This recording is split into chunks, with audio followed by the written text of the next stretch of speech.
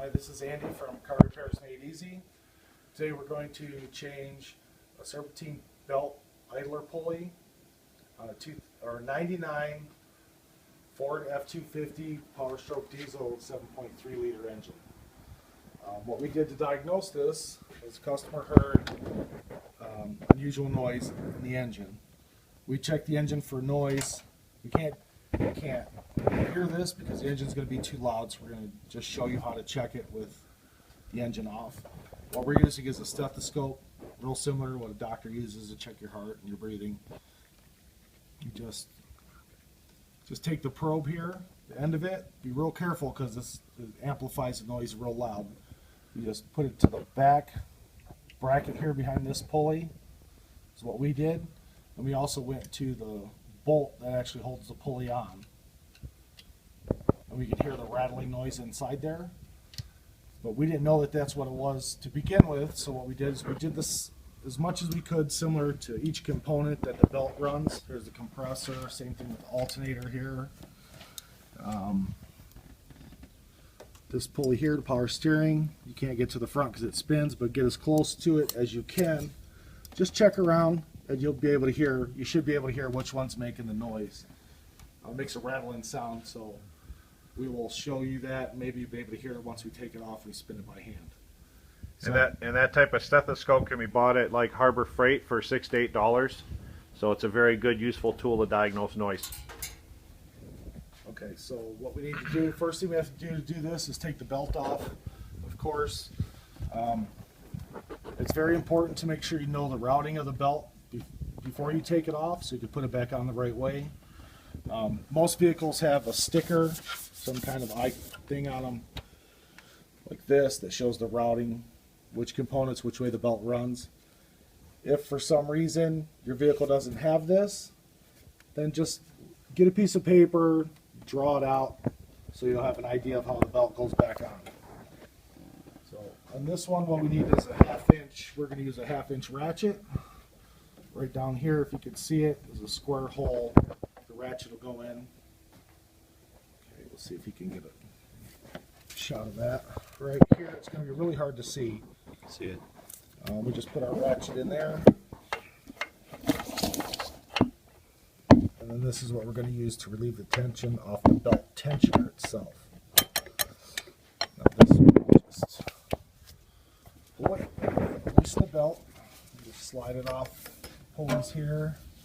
We're going to leave ours partially on because we don't need to take it all the way off. I'll get this out of the way. And here's your idler pulley. It's just going to be this little wheel here. This one takes a 13 millimeter socket or ratchet. We'll get in there. Take this thing loose. And just unscrew it until it comes off. Be careful not to drop it. It'll be hard to get a hold of. And once we get this off, we'll be right back to show you how to install everything. Okay, now that we've got the old pulley off, we're going to put the new one on. Make sure you put it on the same direction as the one that came off. You see there's two different sides. This should be the outside or towards the front of the engine, or the front of the vehicle, I should say. Here's the bolt. On this particular vehicle, it has this black spacer here that fits inside the bearing, which is here, to keep it centered, so it's not riding actually on the bolt. I don't know if you can see that. Okay, I'm going to just start this, get this in here and start it by hand. It's okay if it falls off the bolt a little bit like that. See how it's sloppy? Until you get the bolt started. But make sure you lift it back up there before you really tighten it down. Going to make it tighter. Put in. I'll just tighten this thing up.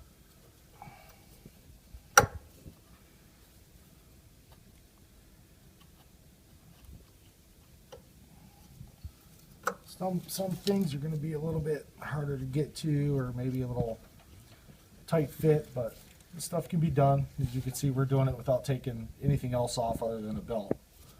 Now we're just going to tighten this thing down real good. We were going to try to let you hear the old pulley to see if there was noise that we could get audible on the camera. Well, we cannot. But when it's under the tension of the belt, it is extremely noisy and growling, so we're putting this pulley in. Make sure you tighten it down, it's nice and tight, snug. Just don't overdo it, you don't want to break any bolts.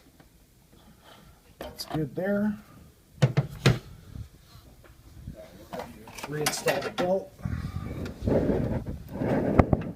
Break our ratchet in here. This is just reversal of how to take it off. But, you know, we want to show you so you can see it instead of just saying, oh, just put it back on, the reverse of how you took it off.